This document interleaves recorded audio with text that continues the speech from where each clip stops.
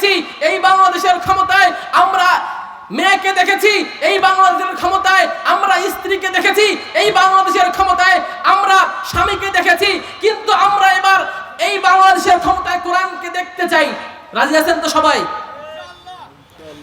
এই 50টি বছরে আমাদের বাংলাদেশে দৈনিক কোনো পত্রিকা বাকি নাই যে ধর্ষণের খবর তারা প্রচার করে নাই। এই বাংলাদেশে কোন দল এখন পর্যন্ত একটি রাত ধর্ষণ মুক্ত আমাদেরকে উপহার দিতে পারে নাই। কি বলেন আপনারা? আমি কোরআন হাতে নিয়ে শপথ করে বলতেছি, যদি আমরা কোরআনের এই আইন আমাদের দেশে পার্লামেন্টে বাস্তবায়ন করতে পারি, 50 বছর নয় 50 মিনিটেই বাংলাদেশ থেকে ধর্ষণ বন্ধ হয়ে যাবে, ধর্ষণ বন্ধ হয়ে যাবে। ঠিক কিনা বলেন? কোরআনের আইন চাই। কোরআনের আইন দিয়ে দেশ চালালে 50 বছর লাগবে না, 50 মিনিটেই